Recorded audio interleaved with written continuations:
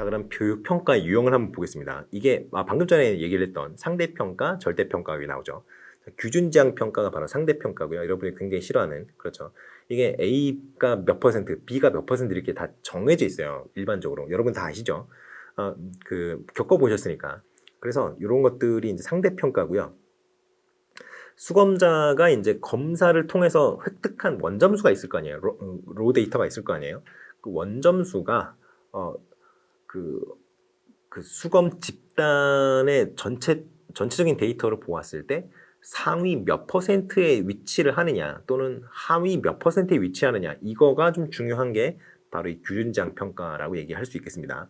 그래서 원점수를 규준 점수로 변경해서 서열 점수로 제시한다, 이렇게 되어 있는데요. 뭐 어렵게 써놓은 거고, 이거는 그냥 석차를 낸다라고 생각하시면 되겠습니다.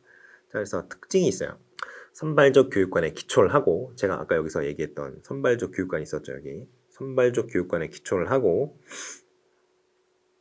그리고 학습자가 얼마나 서로 차이가 나는지 그거를 관찰해내고 그 데이터를 얻어내는 데 관심이 많아요. 그러니까 교수학습 이론들은 일단은 뭐 적용을 뭐 하면 하는 거고 말면 마는 거고 뭐 난 관심이 없어, 이렇게 되는 거죠. 왜냐하면 아무튼간 석차를 내는 게 가장 중요하기 때문에 그래요. 이거는. 그래서 단점만 있는 건 아니에요. 장점도 있습니다. 그런데 아무튼 이 교수학습 이론의 적용에 무관심하다는 거는 상당히 좀 어떤 단점이 될 수 있죠. 교육적인 어떤 효과가 있으면 더 좋은데, 그런 효과가 있으면 뭐 좋겠지만 뭐 없어도 상관없어, 난 석차만 내면 되니까 라고 얘기하는 게 바로 이 규준지향 평가의 어떤 기본 전제이기 때문에 그래요. 자, 그런데 이렇게 이제 평가를 하다 보니까 양적 평가에 관심이 많아요. 양적 평가의 기본 어떤 방향이라고 생각한단 말이죠. 그러니까 아무튼 내가 점수를 낼 수 있는 그런 문항을 활용을 하려고 하겠죠. 그러면은 양적 평가를 한다고 했을 때 결과적으로는 내가 점수를 매길 수 있는 어떤 평가를 해야 된다는 건데, 그렇게 하려면 좀 표준화된 검사지를 많이 활용을 하겠죠. 그러다 보니까 주관적인 어떤 편견에 대해서 좀 배제를 하고, 그냥 그 점수를 맞으면 문제를 풀면 점수를 획득하는 거고, 문제를 못 풀면 점수를 획득하지 못하는 거잖아요. 그러니까 선생님의 어떤 주관 같은 게 껴들 그 여지가 좀 거의 없죠. 물론 이제 선생님이 은근슬쩍 문제 알려준다거나 이런 비리의 상황이 있을 수 있겠습니다만, 우리는 거기까지 고려하는 건 아니니까요. 자, 아무튼 그런 이레귤러는 차치하고, 그렇기 때문에 이제 교사의 어떤 주관적인 편견이라든가 이런 것들이 배제가 가능하다라고 얘기를 하는 겁니다. 자, 그리고 외제적인 동기 유발이 가능해요. 석차가 딱 나와버리니까 이번에 내가 5등을 했어. 근데 저번 시험에 만약에 3등을 했다고 쳐봅시다. 20명 중에 여러분이 3등을 했어요. 그런데 저번 시험에는 여러분이 5등을 했는데 저번 시험에 3등을 했단 말이에요. 근데 그러니까 2등이 떨어진 거 아니에요. 그러면 2등이 떨어지면 얼마나 슬퍼요. 그렇잖아요. 내신이 깎이잖아요. 내신 점수가. 그러니까 다음에는 더 열심히 하게 되는 그 숫자가 어떤 석차가 제공이 되기 때문에 그렇게 되는 겁니다. 그래서 외제적 동기유발이 가능하다라고 얘기하는 거고요. 그리고 위험한 게 이 지금 3등, 5등 이런 얘기 했었잖아요.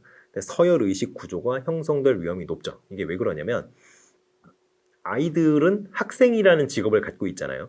근데 학생을 평가하는 기준이 석차가 될 가능성이 높기 때문에 이 서열 의식 구조가 형성될 위험이 높다는 거예요.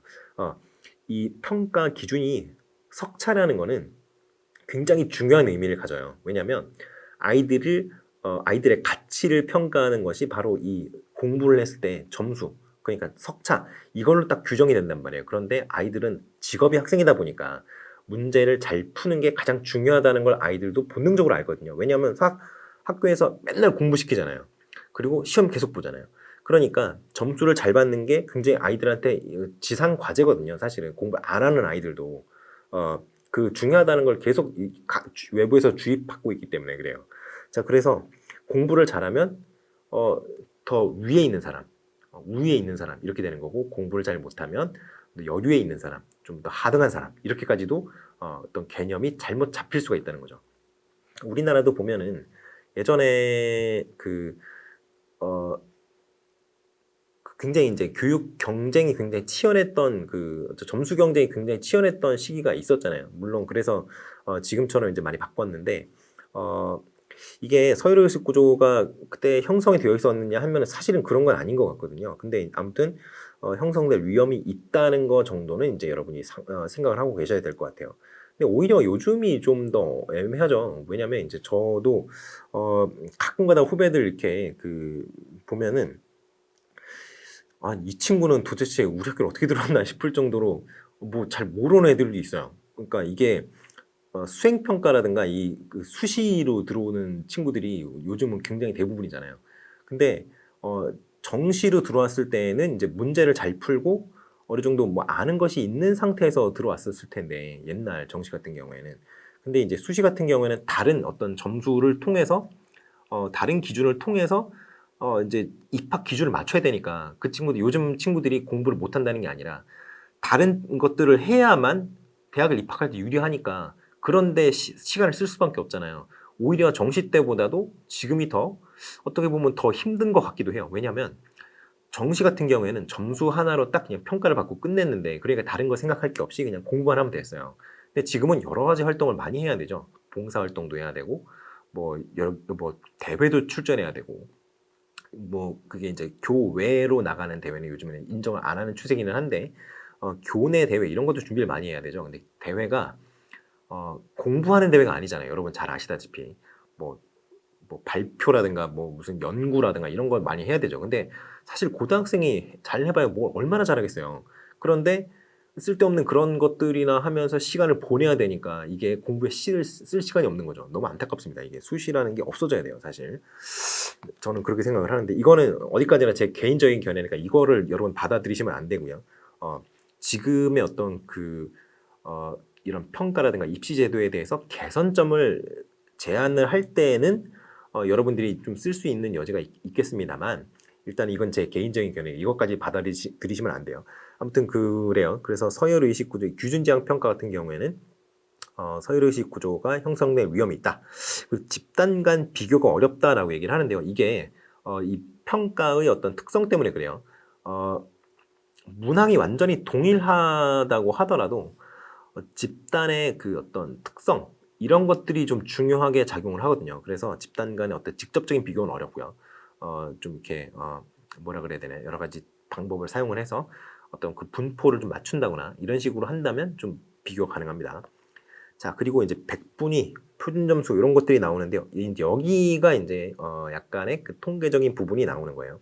자, 백분위 같은 경우에는 상위 몇 퍼센트인지를 나타내는 거잖아요.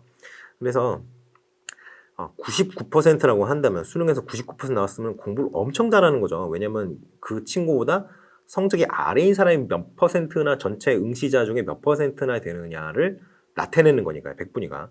그래서 이 친구 같은 경우에 공부를 곧잘 하는 친구입니다. 99% 정도는 뭐 엄청 잘하는 거죠. 엄청 잘하는 거지. 그래요. 그렇게 해서 이제 그 친구보다 낮은 친구들을 이제 점수가 낮은 친구들을 표현하는 게 백분위예요. 자, 그래서 수능에서 이제 이걸 대표적으로 사용을 하고요. 그리고 표준 점수가 있습니다. 표준 점수. 여러분도 수능 성적표 보셨으면 아시겠지만 원점수가 있고 표준 점수가 있잖아요. 변환 점수라고 얘기하는데 그래서 요 표준 점수는 원점수를 이렇게 원점수 분포가 좀 애매하게 나올 수 있기 때문에 요거를 정규 분포처럼 만들어 놓은 어떤 공식들이 있어요. 그 공식에 따라서 정규 분포처럼 바꿨을 때의 점수가 바로 표준 점수입니다. 자, 대표적인 거에는 Z점수, T점수, A점도 뭐 스테나인. 사실 스테나인 같은 경우에는 이거는 다른 점수랑은 좀 달라요. 이거는 9개 급간 9개 급간으로 원점수를 표준화한 다음에 그걸 9개 급간으로 나타내기 위해서 만든 거라서 요거는 좀 다른 거긴 한데 아무튼 요것도 표준 점수긴 표준 점수니까요. 표준 점수에 들어갑니다. 자, 그래서 이것들을 하나씩 볼 거예요. 자, Z점수 볼게요. 제가 아까 Z점수 얘기를 했었죠. 그래, 요거는 평균이 0이고요. 이렇게 이게 다 어떤 표준화 점수도 이렇게 다 정규 분포에 따라서 점수 분포가 그려집니다. 그래프로 그리면 시각화를 하면. 그래서 여기가 이제 모집단 뮤로 그냥 쓸게요. 여기 0이고요. 그리고 여기가 시그마가 1 이렇게 되는 그런 점수가 Z점수입니다. 그리고 뭐 이렇게 뭐 공식들 이렇게 제가 공식들을 제가 이렇게 써놨는데 그냥 이 공식들은 여러분이 굳이 아실 필요는 없어요. 근데 이런 거 있잖아요. 이런 것들은 이제 여러분 이제 고등학생 때 다 배웠던 거죠. 확률 통계 지금은 제가 잘 모르겠는데 확률 통계 과목이 요즘에도 선택 과목인가요? 그래서 그 요것들이 이렇게 되는 거 정도는 이제 여러분이 아셨으면 좋겠는데 뭐 모르셔도 큰 상관없죠. 자, 그래서 신뢰주는 90%일 때 뭐 이 z 값이 뭐 약 1.645 정도 되고요. 뭐 1.96, 2.33 이렇게 된다. 이런 거 정도는 그냥 이렇게 참고 수준으로 알아두시면 되고요. 자, 그럼 t 볼까요? 아까 z 점수는 평균이 0이고 표준 편차가 1이었잖아요. 이번에는 평균이 50이고요. 표준 편차를 10으로 해요. 근데 그 Z 점수가 이제 기본이 되는데 이 Z 점수를 선형 변환을 할 수가 있어요. 그러기 때문에 왜냐면 이게 전 구간에서 연속이잖아요. 그렇기 때문에 선형 변환을 할 수가 있는데 그래서 여기다가 Z 점수에다가 10을 곱합니다. 10을 곱하면 표준 편차도 그만큼 10이 커지게 되죠. 그리고 평균이 50인 거는 50을 더해요. 그러니까 50을 더하면 이렇게 원래 이렇게 0에 있었는데 여기 0이었는데 이거를 그래프를 이렇게 이동시키는 거예요. 이렇게 50이 되는 거고요. 그리고 표준 편차는 10을 곱하면 됩니다. 이게 곱했을 때는 그 증폭이 돼요. 값이. 왜냐면 보세요. 1, 2, 3, 4, 5 이렇게 해서 평균 내면 3이잖아요. 그래서 이거 뭐 표준 편차 뭐 분산 계산하면 나오겠죠. 근데 아무튼 요거를 10을 곱한다고 해봅시다. 그럼 10, 20, 30, 40, 50이잖아요. 그런데 분산 계산하면 30이 평균이니까 10 빼기 30 이거 제곱 그리고 20 빼기 30 제곱 이렇게 해서 쭉쭉쭉 해서 50 빼기 30 이렇게 곱한 거를 다 합한 게 분산이잖아요. 그리고 여기 전체에다가 스퀘어 루트를 씌우면 이게 표준 편차가 되는 건데 그러다 보니까 값 자체가 10배로 커졌기 때문에 이게 결과적으로 값이 100배 커지지만 분산 같은 경우는 이제 분산에다 스퀘어 루트를 씌우면 표준 편차가 되니까 결국엔 다시 10배로 줄어들게 되는 거죠. 그래서 이렇게 10배로 줄어듭니다. 이거를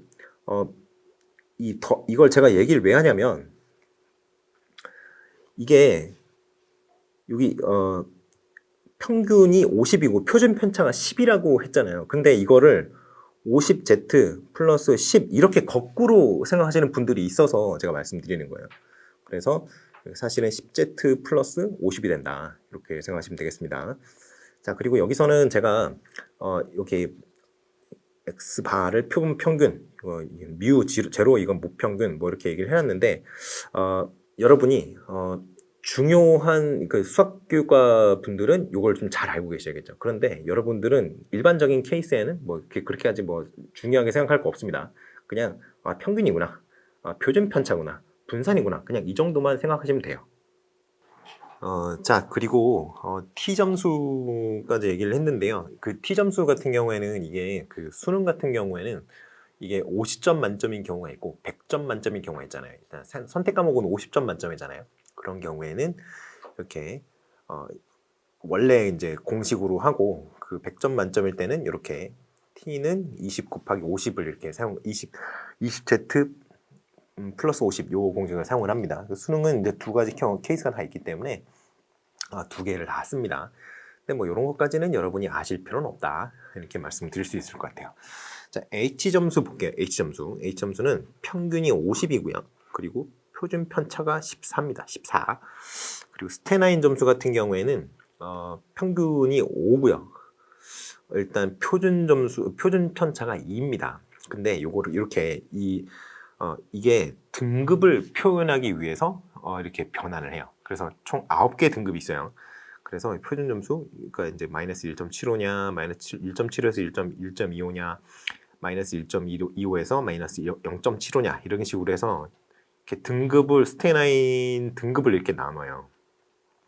그래서 백분율 4%, 7% 이게 그 사람보다 이제 더 낮은 점수를 받은 사람의 어떤 그 포션이죠. 그래서 4%, 7%, 12% 이렇게 쭉쭉 나눠서 이렇게 등급을 나누는데 씁니다. 그래서 이것도 보시면 우리 이제 등급 이제 뭐 얘기하잖아요. 그 수능 볼 때 그 등급도 이런 거예요. 이렇게 생각하시면 되겠습니다. 자, 그럼 지능 지수도 똑같아요. 지능 지수도 평균이 100인 거 여러분 다 아시죠? 그리고 이게 표준 편차가 15라고 되어 있는데요. 이렇게 15라고 되어 있죠. 근데 이게 지능 지수 같은 경우에는 종류가 여러 가지가 많아요. 그래서 16으로 쓰는 데도 있고요. 15로 쓰는 데도 있고 멘사 같은 경우는 24입니다. 그래서 그 멘사 같은 경우는 IQ가 148 이렇게 뭐 이렇게 되는 사람들 150 이상이면 된다 이렇게 하는데 사실은 148 이상이죠. 요거면은 이제 가입되고 뭐 이런 건데 사실은 이게 표준 편차가 24다 보니까 그냥 플러스 2 시그마 정도가 돼요. 사실은 뭐 S겠지만 아무튼 그 정도니까 이게 뭐 멘사 회원이라 그래서 머리가 뭐 엄청나게 좋다거나 이런 정도는 아닙니다. 그냥 좋은 거예요. 이게 일반적인 그 지능 지수로 변환을 했을 때는 그냥 130 정도 된다라고 생각을 하시면 되겠습니다. 그리고 이제 우리나라 같은 경우에는 이제 웩슬러 지능 검사를 많이 쓰잖아요. 근데 요거는 이제 만점이 160점 막 이런 식이에요. 자, 그렇게 생각을 하시면 되겠습니다. 자, 이게 표준 점수가 이렇게 쭉 나와 있잖아요. 이 표준 점수. 이 규준이 표준 점수라고 되어 있죠. 이 표준 점수가 무슨 의미가 있느냐라고 얘기를 한다면 이렇게 정규 분포로 원점수를 변환해 준다는 게 가장 중요해요. 그래서 이 원점수 분포가 표준화돼서 이제 그 시각화가 될 수 있을 정도로 이제 표준화가 된다면 무엇이 좋으냐?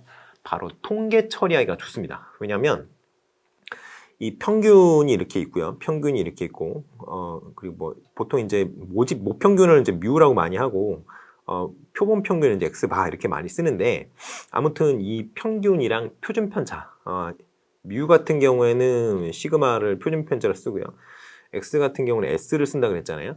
근데 아무튼 이 평균과 표준 편차가 나온다면 통계 처리가 가능해요. 그렇기 때문에 여러 가지 이제 그 학생들의 점수를 가지고 뭐 상대의 위치라든가 뭐 그런 것들 그리고 이제 이 점수에 따른 이 점수를 가지고 뭐 이렇게 뭐 여러 가지 이제 하는데 쓴다든가 뭐 그리고 이제 나중에 이제 이 표준 점수가 나중에 검정하는 데 쓰입니다. 검정. 그래서 이제 그런 것들을 다 할 수 있는 그런 용이성을 확보를 해주는 게 바로 이 표준 점수예요.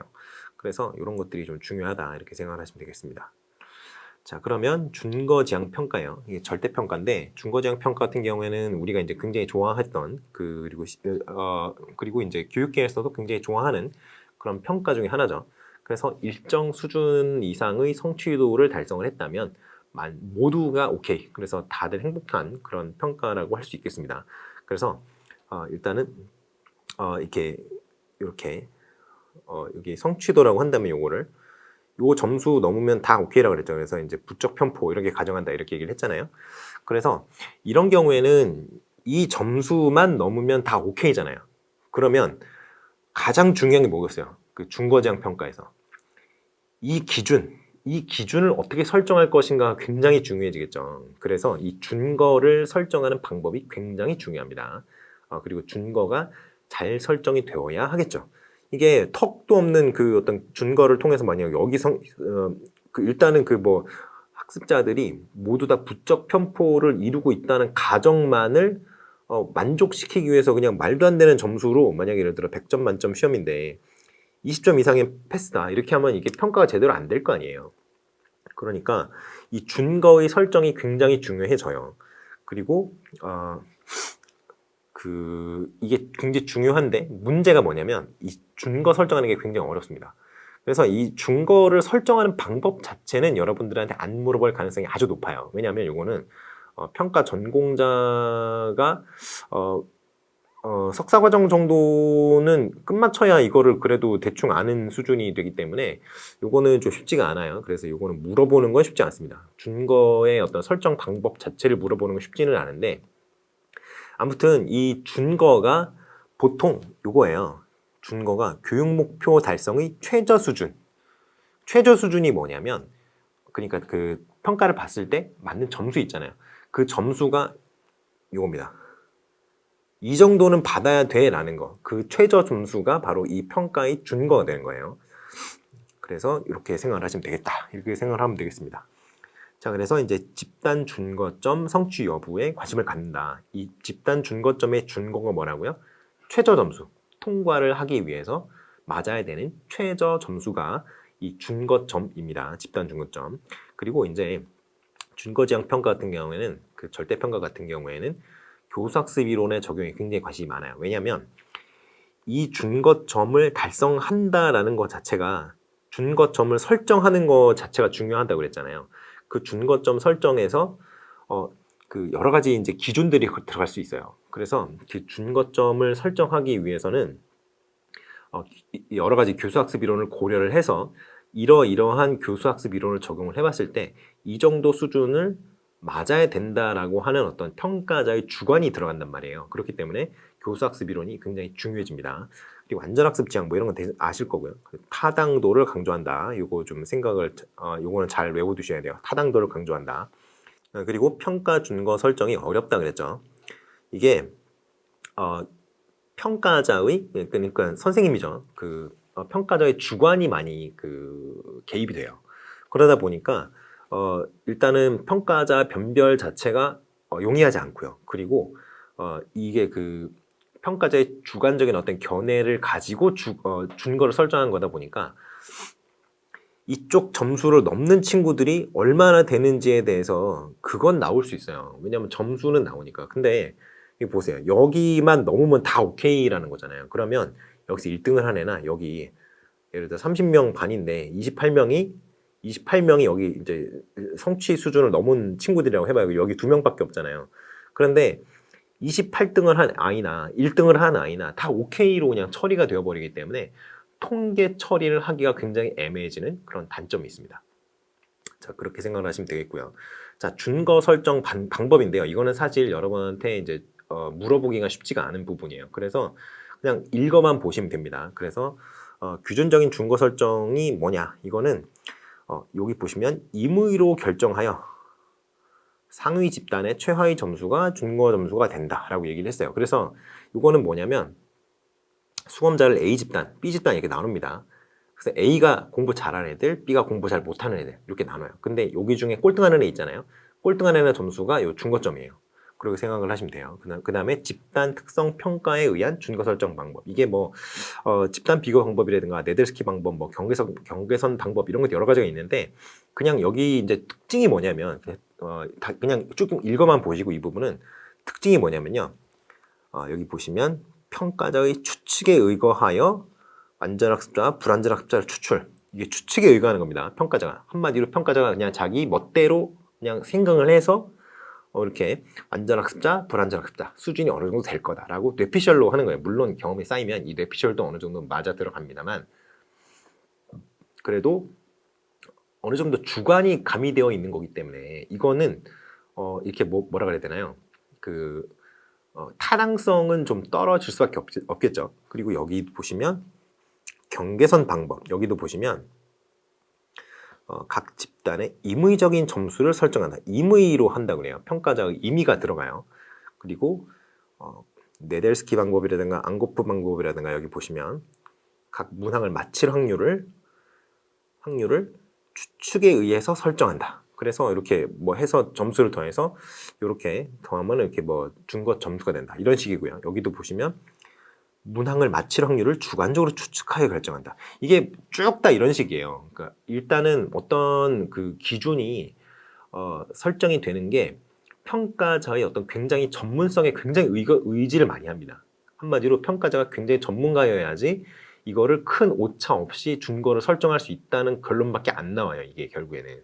그러다 보니까 이 평가 준거 설정이 굉장히 어려워지죠. 왜냐하면 평가를 여러분들이 전문가는 아니잖아요. 평가를 굉장히 많이 하시게 될 텐데 그 교육계 그 학교에 가시게 되면 근데 여러분이 평가의 전공자는 아니란 말이죠. 그러니까 여러분의 어떤 그 통밥, 노하우, 어떤 경험 이런 것들을 통해서 어떤 완전학습 뭐 집단이라든가 불완전학습 집단이라든가 이런 거를 설정을 하셔야 되고 준거점 수준도 여러분의 어떤 통밥, 추측 이런 것들로 그 설정을 해야 되는데 이게 과연 얼마나 타당하겠느냐. 경험이 많이 쌓인 사람도 쉽지 않은데. 그러니까 이런 어떤 그 난해한 점이 있기 때문에 굉장히 평가 준거를 설정하는 것 자체가 굉장히 난해하다라고 얘기를 하는 거죠. 자, 그리고 여기 레벨 방법 뭐 이런 것들도 있어요. 뭐 제거 뭐 이런 것도 있고요. 그래서 이런 것들이 있다. 그 정도만 이제 보시면 되고, 이 준거 지향 평가의 굉장히 큰 단점이 준거를 설정하는 게 굉장히 어렵다. 왜냐하면 평가자가 전문가여야 하고 그 전문가가 갖고 있는 전문성에 의지를 해서 그 전문가가 주관적으로 설정한 준거를 평가의 어떤 기준점으로 삼기 때문에 어렵다는 거예요. 그 정도를 알아두시면 되겠습니다. 자, 그리고 능력 지향 평가 볼게요. 능력 지향 평가랑 성장 지향 평가, 이거 능력 참조 평가라고도 하고요. 성장 참조 평가라고도 하죠. 이 두 개를 좀 세트로 보시면 되겠습니다. 일단 능력 지향 평가부터 보시죠. 능력 참조 평가라고 한다고 말씀드렸어요. 자, 그래서 학습자의 능력 수준에 비추어서 시험 점수를 비교하는 그런 평가를 말해요.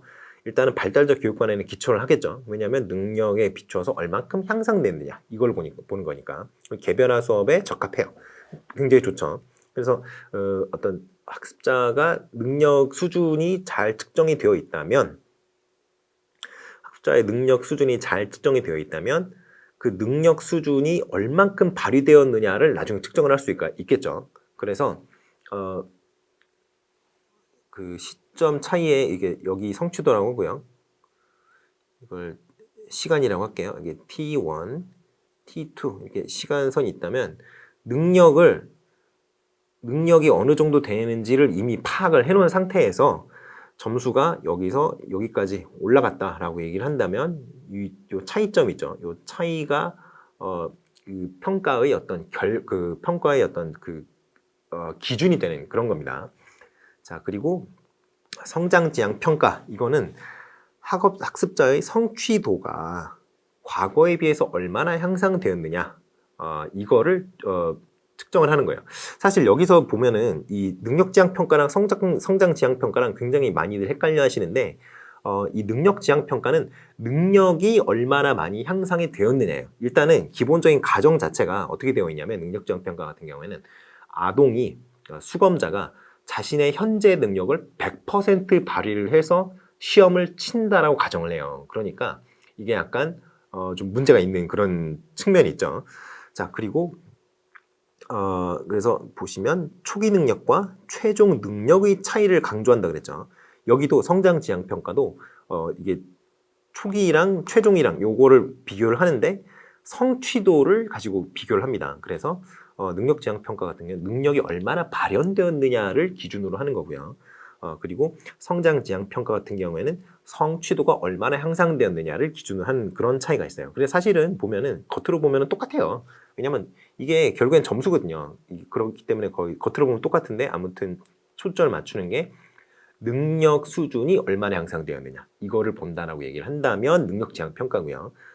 성취도 수준이 얼마나 향상되었느냐를 본다라고 얘기를 한다면 성장 지향 평가가 되는 거예요. 아시겠죠? 그래서 이제 제시문에 이런 것들이 나오면은 굉장히 여러분들이 많이 헷갈려하세요. 성장 지향 평가랑 능력 지향 평가. 근데 능력이라는 게 나왔다라고 하면은 능력 지향 평가다라고 생각을 하시면 되고요. 근데 능력이라고 해서 무조건 능력 지향 평가는 아니고, 능력이 얼마나 향상되었는지를 보고 있다라고 하면 능력 지향 평가, 성취도가 얼마나 향상되었는지를 본다라고 하면 성장 지향 평가, 이렇게 생각하시면 되겠어요. 자, 그래서 이것도 여기서 보시면 초기 능력과 최대 능력의 차이를 강조한다 그랬는데요. 요거는 성취도 문제예요. 성취도를 이제 능력이라고 여기서는 얘기를 하는 겁니다. 자, 그래서 이것도 개별화 수업에 적합하고요. 그런 형성적인 기능 이런 걸 하죠. 학업 증진에 기회를 부여한다. 이게 왜 그러냐면, 아무튼 점수 폭이 있을 거 아니에요. 맨 처음 시점인데 여기 80점. 그럼 70점 플러스 70점이 됐죠. 근데 요 친구가 95점에서 100점으로 올라가는 친구, 이거 플러스 5점밖에 안 되잖아요. 이 친구보다 성적을 더 잘 받아요. 플러스 70점이나 되었기 때문에. 그래서 이 성장 지향 평가나 능력 지향 평가나 좀 타당성 문제가 좀 제기가 될 수 있습니다. 그래서 그 하이스테이크 테스트라고 그러죠. 그 고위험 어떤 테스트, 굉장히 중요한 시험들을 하이스테이크 테스트라고 하는데 그런 데서는 이것들을 활용하기가 굉장히 어려워요. 왜냐하면 그게 정당하냐, 그 평가가 정당하냐라는 그 어떤 근본적인 물음이 제기가 될 수 있기 때문에 이것들은 실제로 활용하는 거는 좀 어렵다라고 생각을 하시면 될 것 같아요. 자, 그런데 요 성장 지향 평가나 능력 지향 평가나 단점이 뭐냐면 수검자가 자신의 능력이나 성취 수준을 속이고 잘 받으려고 성적을 잘 받기 위해서 능력을 초기 능력을 속이는 경우가 문제가 될 수 있습니다. 그래서 이제 그런 어떤 비양심적인 수검자에 대해서는 제대로 또 평가가 잘 이루어지지 않는 그런 단점이 있고요. 그리고 능력 지향 평가는 한계가 하나 더 있어요. 이겁니다. 학습자의 능력에 대한 어떤 정확한 정보가 필요한데 이 능력에 대한 어떤 검사가 선행적으로 잘 이루어지지 않는다면 이 평가 자체가 잘 이루어지지 않겠죠. 그래서 그런 것들이 좀 필요하다, 좀 한계다 이렇게 생각을 할 수 있을 것 같습니다. 자, 그러면 이제 평가 시점에 따라서 이제 평가를 좀 분류해 보겠어요. 능력 지향 평가나 성장 지향 평가 이런 것들은 조금 마이너한 것들이니까 뭐 강조를 하시는 분들도 있는 것 같은데 일단은 저거는 타당성 문제, 신뢰도 문제 이런 것들이 있기 때문에 활용할 수 있는 여지가 굉장히 적어서 좀 마이너하고요. 이제부터는 여러분이 좀 자주 보시는 내용들이 나오죠. 자, 진단평가 보시겠습니다. 진단평가 같은 경우에는 진단을 하기 위한 평가예요. 근데 일반적으로 한 99.9%는 실제로 수업을 하기 전에 이걸 해요. 일반적으로는. 근데 무조건이라고 생각하시면 안 됩니다. 무조건이라고 생각하시면 안 돼요. 목적이 교수학습 시작 전에 하기 위한 평가가 아니에요. 그냥 진단을 하기 위한 평가입니다. 그래서 99.9%의 진단 평가는 실제 어떤 수업이 진행되기 전에 주어지는 게 맞습니다. 근데 이게 왜 그러냐면 그냥 그때 하기가 편해서 그런 거예요. 그래서 진단 평가를 교수학습 시작 전에만 주는 거냐 하면은 그렇게 생각하시면 안 되고 대체로 교수학습 시작 전이라고 생각하시는 게 맞아요. 도중에 애들 가르치다가 봤는데 이 정도는 애들이 알 수 있을 것 같았는데 왜 모르지? 라고 생각이 든단 말이에요. 선생님 만약에. 그러면 이 진단평가를 통해서 특정을 할 수 있는 것들이 여러 가지가 있어요. 아이들이 무엇을 알고 있는지, 선수학습 정도라든가 그리고 아이들의 어떤 특성들, 여러 가지 특성들이 있죠. 개인적인 특성들. 어떠한 형태의 자료를 더 선호하는지, 어떠한 유형의 수업을 더 선호하는지, 그리고 이제 아이들의 흥미라든가 아이들의 그 어떤 잘 발달되어 있는 지능 영역이라든가 그리고 뭐 교우 관계라든가 이런 것들 여러 가지를 측정을 할 수 있단 말이에요. 이 진단 평가를 통해서. 그런데 우리가 이제 흔히 이제 진단 평가를 하는 목적 중에 가장 중요한 것으로 그리고 많이 우리가 생각하는 그 목적으로 선수학습 정도를 평가하는 게 가장 많죠, 사실.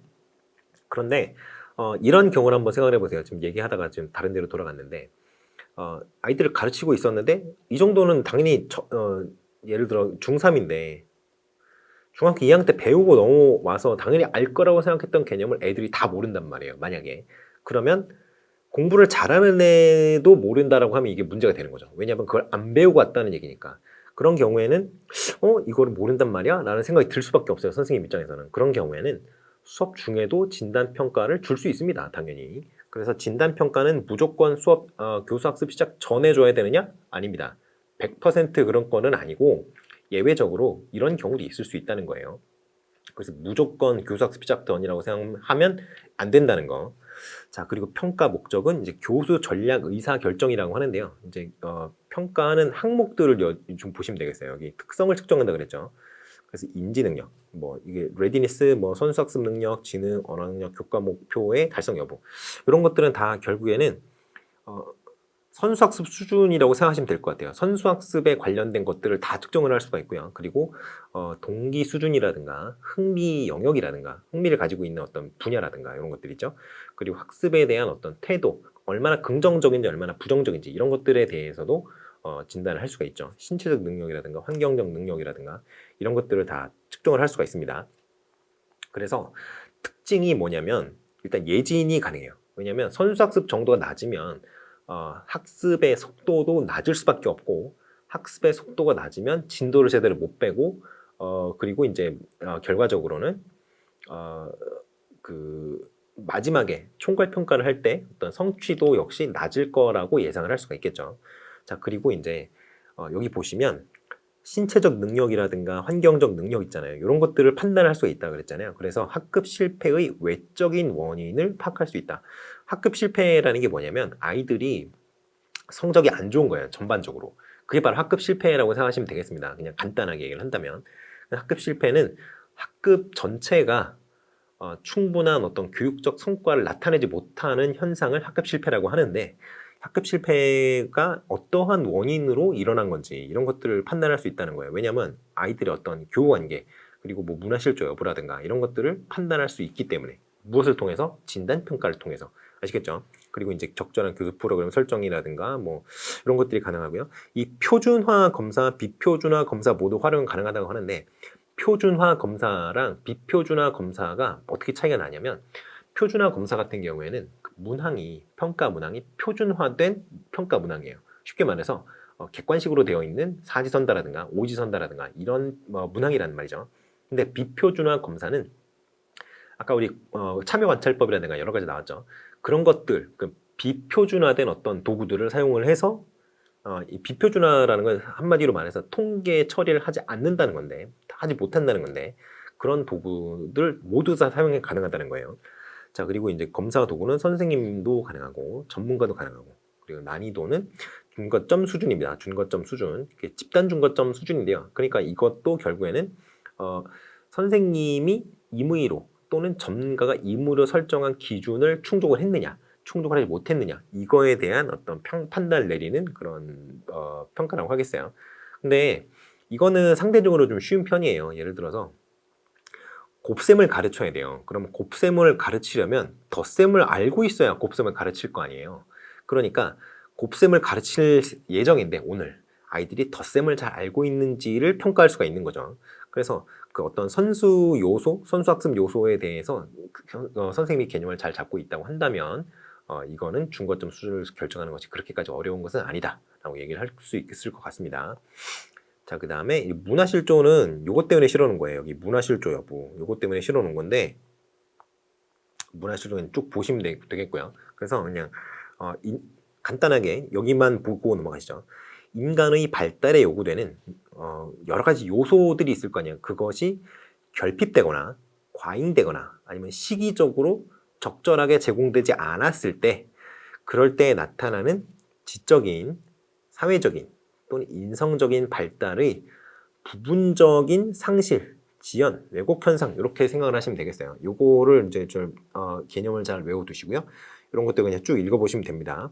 자, 그다음 형성평가가 나왔어요. 형성평가는 굉장히 중요하죠. 형성평가가 중요한 이유가 여러분들이 현장에서 가장 많이 쓰시게 되는 평가 유형 중에 하나이기 때문입니다. 흔히 여러분들 그 수업하실 때 아이들한테 질문 많이 하시지 않나요? 자, 이거는 뭐라고 생각하지? A가 얘기해볼까? B가 얘기해볼까? 우리 영희가 얘기해볼까? 철수가 얘기해볼까? 이런 식으로 얘기하잖아요. 그거 왜 하는 거예요? 아이들이 잘 따라오고 있는지 확인하려고 하는 거잖아요. 그런 발문들, 그런 것들이 전부 형성평가의 일종으로 분류가 될 수 있습니다.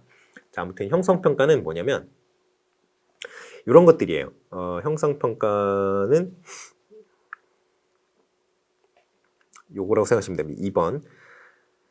교사들이 학습 중간에, 학습 도상에서 학습자의 성취도를, 학습 성취도 개선을 위해 여러 가지 정보를 수집하기 위해서 진행하는 어떤 학생들을 참여시키는 그런 과정이다라고 생각하시면 되겠습니다. 그래서 형성평가는 어떤 그냥 한 번 딱 주고 끝나는 그런 그런 어떤 평가가 아니고요. 평가 시점을 딱 정해서 그 시점에서 주고 끝나는 어떤 총괄 평가적인 그런 게 아니고요. 지속적으로 주게 돼요. 왜냐하면 지속적으로 평가를 하여야 그 아동의 어떤 형성적인 과정, 그 교육적인 과정들, 이런 것들을 판단할 수가 있겠죠. 그래서 지속적으로 진행이 됩니다. 자, 그리고 학습 목표와 관련된 활동에 선생님과 학생이 동시에 참여하죠. 왜냐하면 선생님은 평가자로 참여를 하고요. 학생은 수검자로 참여를 하게 되죠. 그래서 학습 파트너십 중에 학습 파트너십이다 라고 생각하시면 되겠습니다. 자, 일단은 평가 시기 같은 경우에는 아까 진단평가가 대체로 교수학습 전이라고 얘기했던 거랑은 달리 형성평가 같은 경우에는 100% 교수학습 중간에 일어납니다. 왜냐하면 아이들이 지금 교육을 하고 있는 지금 선생님이 제공하고 있는 교육 과정을 잘 따라오고 있는지에 대해서 계속적인 판단을 하기 위한 어떤 평가이기 때문에 이거는 무조건 교수 학습 중간에 일어나고 있어요. 자, 그렇게 생각하시면 되겠습니다. 자, 평가 목적을 볼까요? 이거는 수업 방법 개선도 있고요. 교육 과정 개선도 있어요. 그리고 제일 중요한 게 이거죠. 아이들에게 피드백을 주려고 이 형성평가를 하는 겁니다. 자, 근본적인 목적은 아이들이 잘 이해를 하는가, 잘 따라오는가, 그리고 그 이해도를 끌어올리려면 어떻게 해야 되는가, 그런 고민에서 시작된 평가가 바로 이 형성평가예요. 그렇기 때문에 형성평가가 가장 중요시 여기는 것이 학습자의 이해도를 증진시키는 데 목적을 둡니다. 자, 그래서 단지 그냥 이해도 측정만을 위해서 하는 게 아니고요. 그 형성평가 과정에서 아이들의 이해를 증진시키기 위한 여러 가지 활동들이 추가적으로 부여가 되죠. 그래서 선생님이 가르치는 활동을 하면 아이들은 학습하는 활동을 하잖아요. 그게 언제 일어나요? 동시에 일어나죠. 시점이 따로 있는 게 아니잖아요.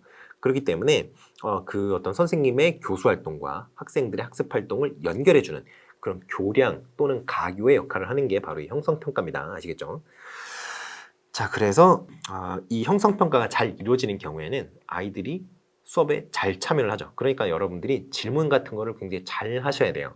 질문 같은 것들도 이제 여러분 경력이 쌓이시면 여러 가지 이제 좋은 질문들이 많이 생각을 해보실 수 있겠지만 초반에는 쉽지 않을 거예요.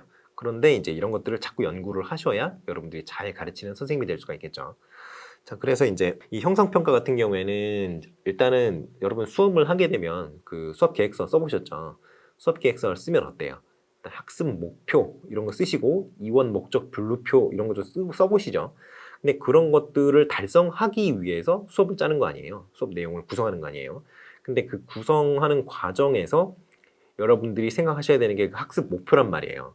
이 목표를 달성하기 위해서 내가 어떠한 발문을 할 것인지 이런 거에 대한 고민이 이제 형성평가에 들어가 있어야 된다는 거죠. 그래서 의도된 방향으로 나타날 수 있도록 학습 효과가 그렇게 여러분이 의도적으로 유도를 하여야 한다는 게 바로 이 기본 어떤 가정입니다. 자, 그리고 이제 교수자도 그렇고 학습자도 그렇고 그래서 이렇게 형성평가가 이런 어떤 목적이 있다는 거 잘 알아두시고요. 특징 같은 경우에는 학습 동기도 극대화할 수 있고요. 그리고 학습의 효과도 극대화하기 위해서 이 형성평가를 주는 거죠. 그리고 학습 곤란에 대한 확인, 교정 이런 것들도 목적으로 하고요. 실제로 그런 기능을 하고 있죠. 학습 활동 강화, 개별화 수업 이런 것들 다 형성평가의 기능들입니다. 특징들이고. 자, 상호작용의 기회를 제공한다 그랬어요. 여기 특징에서. 근데 여기 위에 보시면 피드백 제공한다 그랬잖아요. 피드백이 형성적 피드백을 제공을 하겠죠. 형성적이라는 거는 아이들의 어떤 학습을 형성을 해준다는 말이에요. 말 그대로 포밍을 해준다는 거죠. 그래서 그 형성적 피드백을 제공하는데 그거를 어떤 것을 통해서 줘요? 서로 의사소통을 해야지 그런 피드백을 줄 수 있을 거 아니에요. 그러니까 상호작용의 기회를 제공한다는 거죠. 상호작용을 여러 번 하게 되고 자주 하게 되고 그렇다 하면은 여러 가지 이제 부가적인 효과들이 좋은데요. 근데 이제 학습의 어떤 측면에 좀 국한해서 생각을 해본다면은 교사 학습 전략 개선이 가능하고요. 학습 진행 속도, 아이들마다 그 따라오는 속도가 다 다르거든요. 그러니까 학습의 속도를 좀 조절할 수 있는 그런 어떤 계기가 될 수 있습니다. 아이들이 이해를 하고 있는지, 이해를 못하고 있는지 이런 거에 대한 판단이 바로 형성평가를 통해서 드러나니까요. 그리고 그리고 이제 부가적으로 상담적 기능도 어느 정도 수행을 하죠. 형성평가 같은 경우에는 왜 그러냐면 이게 대면 접촉이라든가 의사소통이라든가 이런 게 많기 때문에 그래요. 자, 그래서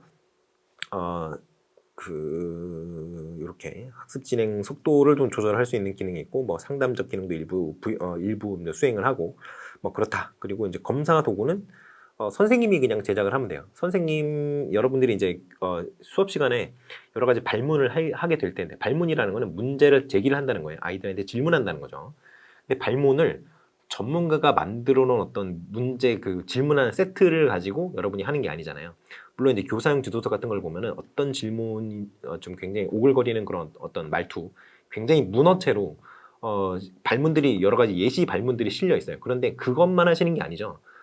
그것보다 몇백 배 이상의 발문을 여러분이 하실 텐데 그 교사형 지도서에 실려 있는 발문 말고도 몇백 배의 발문을 하실 텐데 그런 것들을 일일이 어떻게 다 외워가지고 해요. 그냥 여러분 즉석에서 그냥 만들어서 하는 거지.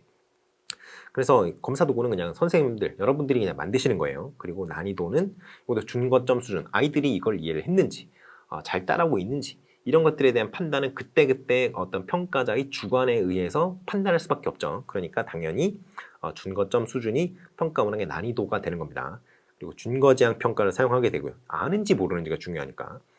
자, 그런데 형성평가가 잘못 사용되는 경우가 굉장히 많아요. 이게 왜 그러냐면 이게 편의성 때문에 그렇습니다. 선생님들이 굉장히 업무가 많죠. 그리고 칼퇴를 하는 거를 굉장히 좋아하잖아요. 누구나. 그래서 빠른 시간 안에 업무를 끝내고 가고 싶어 하는데 그렇게 하려고 하면은 이제 평가할 기회가 있을 때마다 그것들을 점수를 딱 누적시켜서 마지막에 총괄 평가할 때 뭐 한 20%를 집어넣는다든가 수행평가, 형성평가 이런 것들을 점수를 모아가지고 그렇게 하는데 그렇게 하면 안 돼요. 원래는. 형성평가 같은 경우에는 나중에 그 나중에 그 총괄 평가의 목적으로 총괄 평가의 총괄 평가의 점수를 합산하기 위한 목적으로 형성 평가를 쓰면 안 돼요. 그런데 그걸 막 이제 수행 평가 하는 것도 쉽지 않고 평가하는 것 자체가 너무 시간이 많이 걸리고 힘드니까 그런 것들이 이제 대충 뭉뚱그려서 그렇게 하시는 경우가 굉장히 많이 있죠. 자, 아무튼 그래요. 그래서 형성 평가를 이렇게 생각하는 경우가 많이 있습니다. 형성평가를 학습 상태를 측정하기 위해서 실시하는 일종의 문항이라든가 검사라든가 뭐 이런 것들로 생각하는 경향이 있어요. 형성평가라고 하면은 그냥 발문도 형성평가에 들어가기 때문에 그 질문지, 그러니까 종이 위에 인쇄되어 있는 그 문항을 가지고 평가라고 하기보다는 그냥 평상시에 여러분들이 하시는 어떤 상호작용이 다 형성평가의 일종으로도 다 판단이 될 수 있다 이런 말씀 드릴 수 있어요.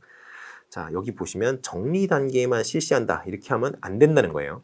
편의상 정리 단계에 하는 것 뿐이죠. 편의상. 왜냐면 이제 쭉 하고 나서 자, 이해했어? 이렇게 물어본 거 있잖아요. 그리고 이제 여러분 이제 뭐 수업 들으면서 그런 거 있잖아. Any question so far? 뭐 이런 거 물어보잖아요, 선생님들이. 그러면은 뭐라고 해요, 애들이. 이제 시간이 다 끝났는데 거기서 질문을 하게 되면 역적이 되는 거 아니에요? 그러니까 아무도 질문하지 않고 선생님도 행복하고 학생들도 행복한 상태로 이제 수업이 끝나고 이제 다음 시간 공강이라든가 이런 게 있으면 그런 걸 즐기게 되는 그런 게 있는 거죠.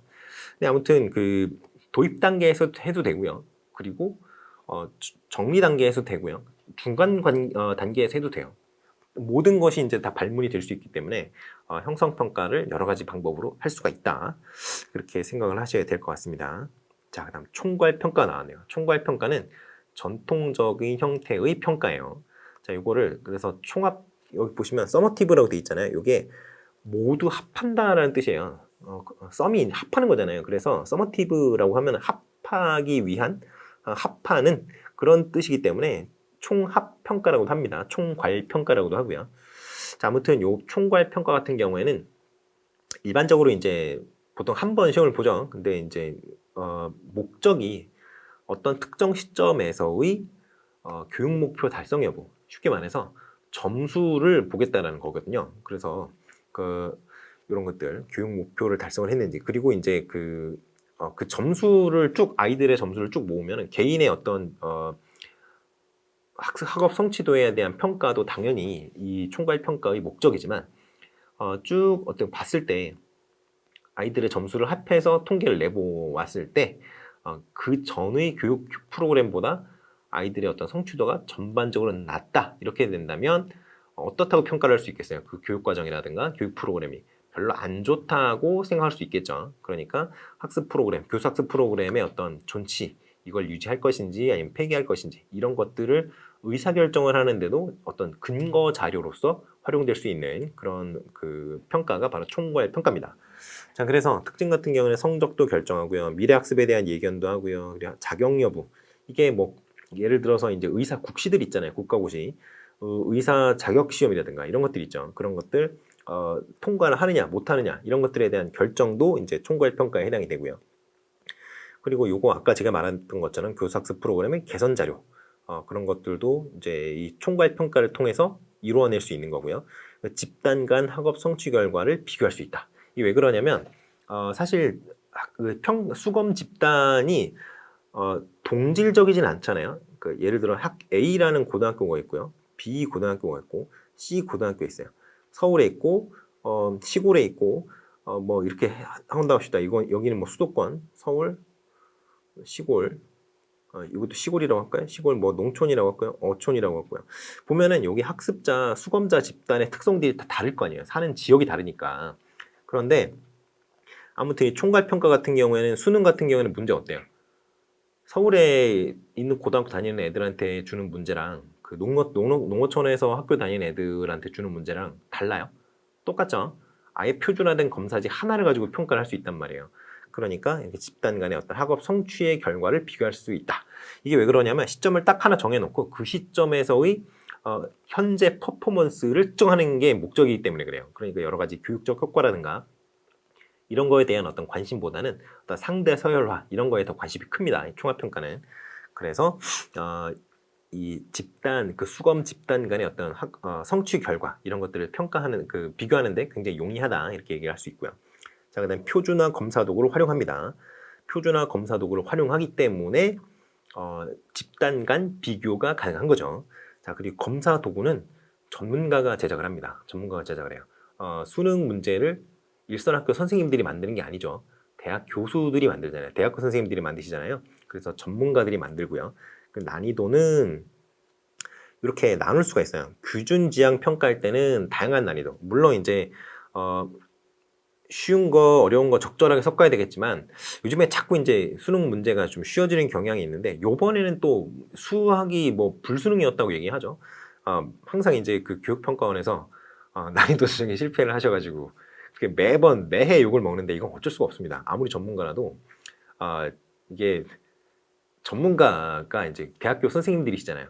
자기가 생각하기에는 당연히 풀 수 있을 거라고 생각해서 냈는데 아이들이 실제로 풀 때는 뭐 이제 지옥에서 악마가 이제 문제를 출제한 것 같은 그런 느낌 받는 문제들이 있을 수 있죠.